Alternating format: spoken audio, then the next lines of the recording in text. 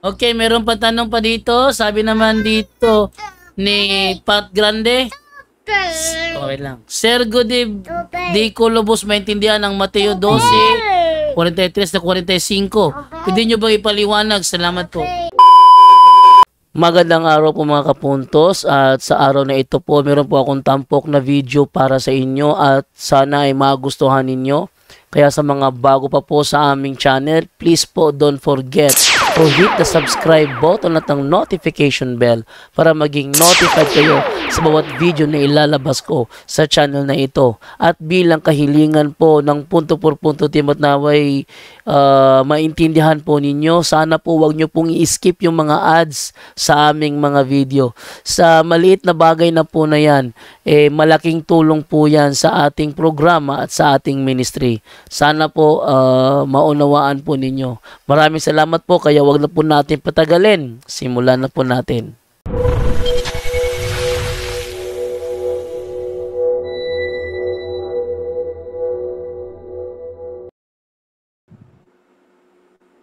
Okay, meron pa tanong pa dito. Sabi naman dito ni Pat Grande. Okay lang. Sergo di ko lubos maintindihan ang Mateo 12, 43 na 45. Pwede nyo ba ipaliwanag? Salamat po. About dun sa sa espiritong pag lumalaya sa sa katawan ng tao, basahin natin. Ito yung nangyayari sa espiritu kapag matapos nilang mag-possess sa isang katawan ng tao, tapos pinalaya sila, bumabalik sila sa tigang, no? I-explain ko to. Kapag ang masamang espiritu ay lumabas mula sa isang tao, siya ay gumagala sa lupaing tigang upang maghanap ng mapagpahingahan. Kung wala itong matagpuan, ay sinasabi sa sarili, babalik ako sa tahanang aking pinanggalingan. Pagbalik niya ay makita itong walang laman at malinis at maayos. Aalis muna siya at magsasama pa ng 7 espiritong mas masama pa sa kanya. At papasok sila at maninirahan doon. Dahil dito ang kanyang magiging kalagayan ay mas masama pa kaysa dati. Ganyan ang mangyayari sa masasamang lahing ito. So, basically, ang ipinapaalam sa atin nating Panginoong Jesucristo ano yung mga nangyayari sa mga bagay na hindi natin nakikita, ano yung mga masasamang espiritu. Kasi ang katawan natin is templo po ito, mga kapatid. Di ba? Templo po ito in First Corinthians 3:16. Ang katawan natin ay templo. At sa ayaw man at sa hindi natin, mayroon talagang titira sa ating katawan kasi nga templo. So dalawa lang yan, either spirit or bad spirit. Okay? So, ang napaka-paboritong tirhan ng mga masamang espiritu yung katawan natin, no? So, kung wala tayong Holy Spirit, ang bad spirit po ang suma sa atin, no? Kaya nga, mayroon tayong mga pari na nagpapalayas ng mga masamang espiritu. At kapag napalayas tong mga to, itong mga espiritong ito, pupunta sila sa tigang na lupa, no? Sa tigang, sa disyerto. Kasi, biblically speaking kasi, ayaw ng mga masamang espiritu sa tubig. Dahil ang tubig ay sumisimbolo yan sa banal na espiritu. Magkakontra kasi ang dalawa na yan, no? John 7:38-39. Ang tubig ay pumapatungkol sa Holy Spirit. Kaya ayaw ng masamang espiritu sa tubig o matubig na lugar. Kaya sinabi ni Panginoong Jesucristo, pag pinalayas ang isang espiritu sa katawan ng isang tao, saan sila pupunta? Sa tigang na lugar, disyerto. No, po doon sila maghahanap ng mapagpahingahan. Pero pag wala silang makita, babalik sila doon sa katawan. Ba't naman sila babalik? Ipinalayas na. Kapag ang isang tao na liberate na sa kanyang na-liberate na sa kamay ng demonyo, tapos bumalik na naman sa pagkakasala, doon na naman babalik ang espiritu. Yung masamang espiritu, babalik na naman. Kaya makakapasok na naman sila. Ang masaklap doon, mga kapatid, hindi lang siya ang titira sa'yo kapag hinayaan mo siya makabalik sa katawan mo. Magdadala pa siya ng 7 na mas malala pa sa kanya, kaya lalong sumasama ang isang tao. So yun pang ibig sabihin ng Matthew 12:43-45, no? At tinuruan tayo ng Panginoong Kristo about sa spiritual world. Anong nangyayari na hindi natin nakikita. So pinaalam sa atin ng Panginoong Kristo yan na ganito, ang katawan mo is a temple, no? 1 Timothy 3:16. Kaya nga, we are the temple of God. So ang banal na Espiritu Santo nananahan sa atin kapag nasa kabanalan tayo. Pero nawala naman ang banal na Espiritu sa atin kapag gumagawa tayo ng kasalanan. Kasi sa Romans 8, hindi pwede magkasama ang laman at ang espiritu, no? Sa Romans 8 ang aral ni San Pablo, kapag mamuhay ka na ayon sa laman, aalis ang Espiritu Santo sa iyo. Kaya nga nagkakaroon ng ano ng parang ganito yung ano natin, no, yung kaluluwa o katawan natin ganyan. Nagkakaroon siya ng ano, tawag dito, nagkakaroon siya ng butas, no? Kapag wala ang Holy Spirit, kasi yung butas po na yan, mga kapatid, diyan po nakatira ang banal na espiritu, no? Kapag wala ang Holy Spirit, sino ang titira diyan? Kaya yun ang mga bad spirit. Sa prayer sa prayer ni Father Sikia, sa yung deliverance book niya, may nakalagay na prayer doon na nakalimutan ko yung pagkasabi doon na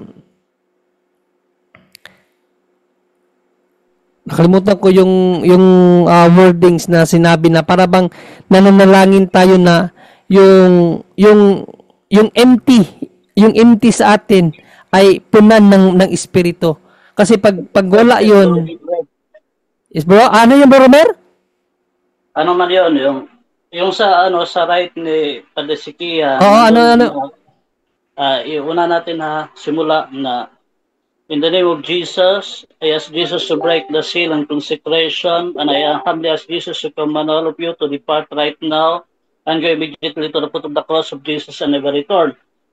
O most Holy Spirit, yes, fill all the empty spaces left by the evil spirits and fill these spaces with your presence, love, and protection. Please do not allow the Spirit to return. Yun ang ibig sabihin, John Ray, kasi ang ano pala natin, yung katawan pala natin, templo ng banal na espiritu. Tapos kapag ka nagkasala tayo ng mortal sin, yung Panginoon mismo, doon sa spaces na yon, tinanggal mo. Kaya nagkaka-empty. So, sino ang mananahan doon? Yung demonyo. O kaya nga, kapag ka nag-deliverance, grabe yung reaction ng demonyo. Pero, hindi talaga deliverance ang kinakailangan na panghuli lang yan. Ang talaga, essence talaga ng deliverance is more on conversion, processing sa sarili. Yun ay pinaka-importante, Bro John Ray. Kasi hindi aalis talaga ang demonyo sa exorcism once yung tao merong kasalanan. May stronghold pa kasi yung demonyo sa buhay niya. So hindi siya aalis doon. Magre-react lang. Ang dami naming pasyente ngayon, bata, bumalik siya kahapon kahapon. Sabi ko, kumusta ka na? Dinala yung papa niya, singgero, tapos grabe nagmumura yung papa niya. So, nung pagbalik niya doon, sabi ko, kumusta ka? Sabi niya, okay lang ako bro. Wala na talagang demonyo. Alam niyo, kuha pa lang kami ng cross. Wala na, tumigaw na. Sabi niya, pisting yawa. Alam mo bro, John Ray, kapag yung pasyente nagsasabi na pisting yawa mo, mga peste, mga animal mo, alam mo anong reason yan? Alam mo sinong doorway? Yung mga magulang. Once yung mga magulang palamura, dadalhin yan ng mismo na demonyo. Yung possess yan ang manifestation, kalimitan. Kaya nga, nadedetect talaga namin kung sino talaga mayroong problema.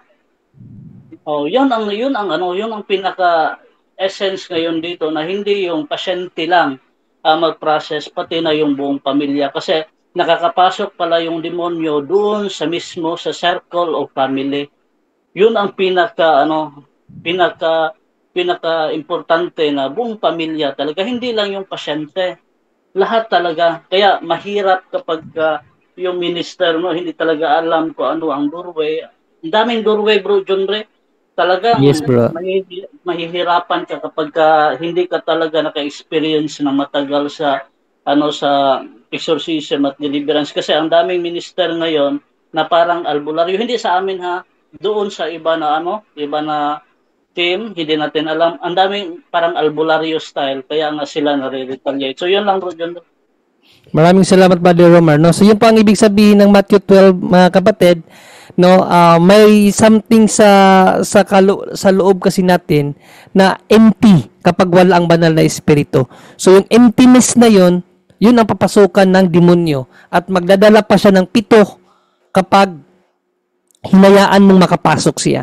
Kaya sa prayer de Father, sige, yung ipinalangin ni Brother Romer, palaging nakalagay doon na fill our empty spaces, no, na sana yung tumira sa sarili natin ang banal na espiritu at hindi ang mga masasamang espiritu. Ilan ba dyan do? Dagdagan ko bro, okay lang.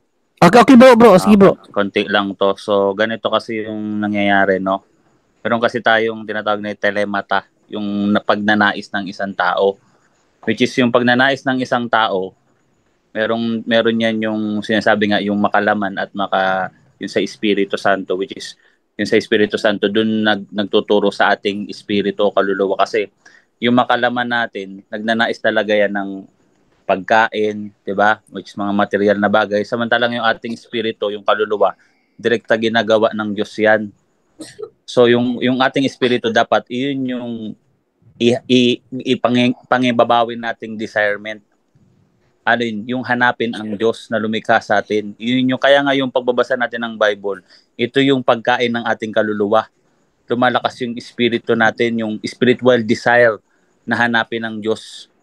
No? Pag kasi ang hinahanap mo lang lagi, yung makamaterial na bagay, makamundo, gagawin sa'yo ng dyablo, hindi mo na nakikita si Kristo. Nandiyan niya sa 2 Korinto 4:4. Yun yung paraan niya para bulagin ang sanlibutan at siya na ang nagiging Diyos mo, sabi doon, no?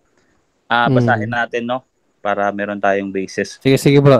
2 Korinto 4:4, sabi dito, diba? sa kanilang kalagayan binulag ng Diyos ang sanlibutan, ito ang pag-iisip ng mga hindi mananampalataya upang huwag nilang makita ang larawan ng ebanghilyong kaluwalhatian ni Kristo na siyang larawan ng Diyos. Kaya nga sa simbahan natin may imahe si Kristo eh. Kasi material tayo, para pati yung material natin makita talaga si Kristo. Kaya tayo nagdadasal ng ginagamit natin yung bibig. Kasi yung spiritual desire natin, yung espiritu natin, naghahanap talaga ng Diyos yan. Yan dapat yung paibabawi natin. Which is, tinatakpan siya ng Diablo sa mga material na desirement. Minsan, nagiging nagiging grabe yung pagnanasa natin sa laman. Nagkukos yan ng pagkakasala. Samantalang ang dapat nating hangarin, ang masunod, yung kalooban ng ating kaluluwa na naghahanap ng Diyos. Yung naghahanap ng Diyos. Pag nakita natin ang Diyos, no, mapufulfill na lahat ng material na bagay, hindi mo na yan nahanapin. Kaya nga si Kristo nagkatawan tao, siya na yung first fruit, di ba? Siya yung first fruit. Ibig sabihin, siya yung patikim ng Diyos na pagdating ng second coming, makikita natin ng Diyos ang mukhaan at wala na tayong ibang nanaisin pa. Kasi yung desirement natin, nakita na natin yung Creator. So, yun yung dapat nang asamin muna. Asamin nyo muna ang Diyos, yung spiritual desire. Pangalawa na lang yung material desire. Kasi pag yung spiritual desire mo, parang lagi kang fulfillment. Hindi mo aalalahanin yung ibang bagay eh. Kasi fulfillment ka, nasa puso mo yung Diyos. Yun doon mananahan yung Espiritu Santo pag humihiwalay tayo. Kaya nga 'di ba sabi doon mangagsilayo kayo sa mga makasalanan, 'di ba? Sa 2 Korinto 6:17, at ako'y mananahan sa inyo. Kasi hindi mo pwedeng paghaluin ng kaliwanagan at kadiliman. Sa 14:15. Hindi pwedeng sumasamba ka sa Diyos habang nakikisalo ka sa hapag ng mga demonyo. Alisin mo lahat 'yan at mananahan ang Diyos sa puso mo, at yung spiritual desire mo magiging fulfill, no, magiging kumpleto at wala ka ng ibang aasamin. Sa pagdating ng pangako ng Diyos na magpapakita talaga siya sa atin ng mukhaan, ng harapan.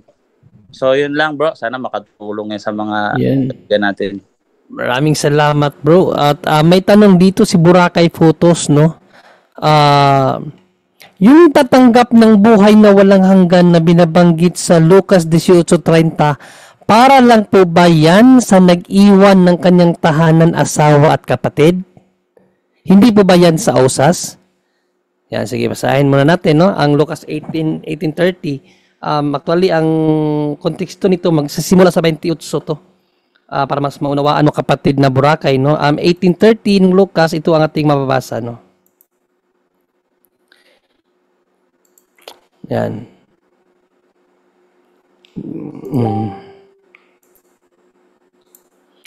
Tatanggap siya ng higit pa sa panahong ito at sa panahong darating tatanggap siya ng buhay na walang hanggan. Actually, kontra po yan sa usas, no? Ako sa debate ko sa usas, yan po talaga ang pangontra ko sa kanila. Kasi sa kanila kasi, mayroon na silang life eternal automatically. Kaya nga feeling nila papunta na silang langit. Pero kontra po to sa kanilang aral, kapatid, kasi kung babasahin mo, unawaan mo ng maigi, kailan ibibigay ni Panginoong Jesucristo ang buhay na walang hanggan? Basahin natin, ha. Tatanggap siya ng higit pa sa panahong ito at sa panahong darating in the world to come. So, hindi sa panahong kasalukuyan, no? Sa panahong darating, tatanggap siya ng buhay na walang hanggan. So, ibig sabihin, ang buhay na walang hanggan, wala pa sa atin, sa ating mga mananampalataya. Kaya, kontra usas po ito, kapatid. Hindi po ito para sa usas. No, at ang sinabi diyan sa 18 sa 19 29 na ang sino mang mag-iwan sa kanyang kapatid, anak o mga bagay dito sa mundo ay i-repay ni God. No, nang higit pa sa kung anong meron ka at sa panahong darating ang buhay na walang hanggan. So ibig sabihin ng kapatid na dapat una talaga palagi si God sa iyo tulad ng ginawa ng mga apostol. Ano bang ginawa ng mga apostol? Basahin natin sa 28. Unahin natin sa 28 para mas maunawaan mo. No, para sila ang panangnan natin, sila ang ating sundan. Umpisahan natin sa 28. Ano ang sinabi dito ng ni San Pedro? Sinabi naman ni Pedro, tingnan po ninyo, iniwan na namin ang aming mga tahanan at sumunod sa inyo. So, dapat talaga, if we want eternal life, God's first talaga. No? Nahanda kang iwanan pati pamilya mo para lang sa Diyos. Pero ito kasi, tandaan natin na mga pari ang mga apostol, kaya iniwan talaga ni Pedro ang kanyang pamilya. Kasi karamihan ng mga apostles dati, may mga asawa na kasi tulad ni Pedro. Kaya iniwan niya para sa pagpalaganap sa salita ng Diyos. No? Kaya ito ang sinabi ni Kristo sa kanya. Sinasabi sa kanila ni Jesus, tandaan ninyo, kapag iniwan ninuman ang kanyang tahanan, asawa, mga kapatid, mga magulang o mga anak, alang-alang sa kaharian ng Diyos. So dapat talaga God's first palagi, mga kapatid. No? Sa atin, hindi man natin kinakailangan iwanan yung yung pamilya natin. Pero God's first pa rin. Kung sabaga, pagdating sa mga decision making, kung ayaw makinig sa iyo ng anak mo, hayaan mo siya, magsimba ka pa rin. Huwag kang magpadala sa galit dahil lang sa iyong asawa o sa iyong anak. God's first. Anong mangyayari? Tatanggap siya ng higit pa sa panahong ito at sa panahong darating, tatanggap siya ng buhay na walang hanggan. So dito, napakalinaw sa talata na yan, kapatid, no? Na Boracay photos, na ang life eternal wala pa sa atin ngayon. Hindi kasi double standard ang Panginoong Jesucristo eh. Anong sinabi niya? Sa panahong darating. Sa panahong darating, hindi sa panahong kasalukuyan, ay tatanggap ng buhay na walang hanggan. Kaya nga sa Revelations 2:10, kapag nakapanatili ka hanggang wakas at nalampasan mo ang mga pagsubok, kukuronahan ka ng Panginoong Jesucristo ng crown of life. So yun po ang ibig sabihin ng kapatid. Hindi yun usas, anti-usas yan. So baka may dagdag ka, bro, boy. Literal. Alright. Salamat. So tama-tama kasi yung talagang buhay na walang hanggan, ang fulfillment niyan sa piling ni Kristo. Hindi pa naman ang si Kristo, sabi ni Kristo, no, sa Mateo sa John 14, magtatayo ako ng isang tahanan sa piling ng aking Ama. 'Di ba? Kaya nga sa kustumbre ng mga Hudyo, no? Pagka nagkaroon ng unang kasalan, yung betrothal, sa atin bautismo 'yon. So pag napabautismohan ka na, meron ka ng paunang kasal kay Kristo, kumbaga sa atin, engaged ka na. So ang gagawin ng asawa mong lalaki na si Kristo, pupunta yan sa kanyang ama at maghahanda yan ng isang dako.